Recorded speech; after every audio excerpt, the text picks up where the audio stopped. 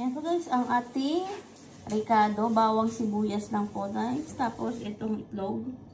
Ayan, mamaya dadagdagan po natin ng sibuyas pa yan. Tapos ito yung katuray guys. Ayan, daming katuray. Kasi sayang din lang naman to guys. Ayan, gagawin po natin dyan is, igisa lang po natin yan sa bawang sibuyas. At lalagyan po natin siya ng itlog. Parang ano lang po siya guys. Tortang katuray. Sino pa dyan po ang nakakalam po dito sa katuray guys. Ayan, ang sarap nito guys. Ayan, tara! Lutuin na po natin guys ang katuray. Ayan. Ayan po guys, gisa na po ako ng bawang. Ayan, anuhin po natin siya ng brown pa. Para mas lumabas po yung aroma ng ating bawang. Ayan.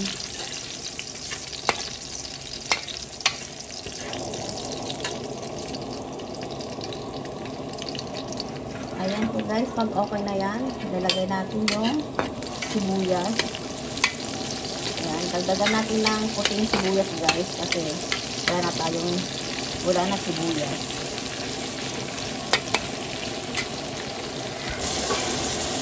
Ayan guys, lalagay na po natin na yung katura. Ayan.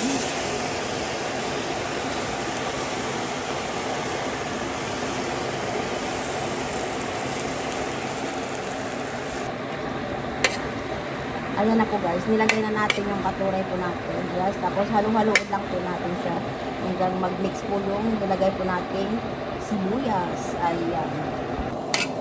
Ayan na po guys, nahalo-halo na po natin. Ayan.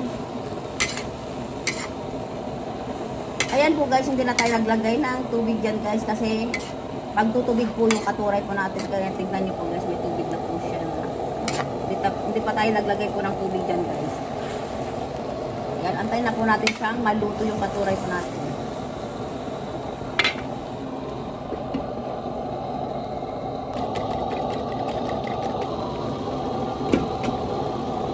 Ayan na po guys, yung itsura ng niluluto po natin. Ayan yung katuray. Ayan, lalagay na po natin yung itlog.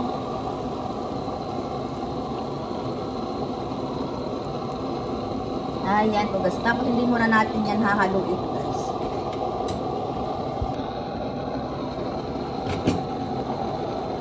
Ayan po guys, baliktarin na po natin.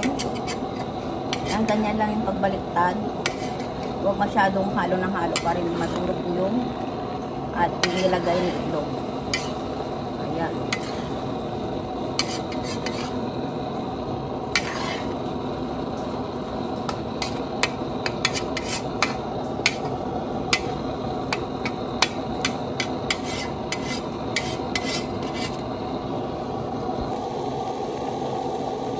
Ayan na po guys ang ating tortang katuray guys. Ayan. Tara, ready to serve na po yan guys. Tara, kain na po tayo. Ayan. Thank you guys for watching. Just like, share, and subscribe.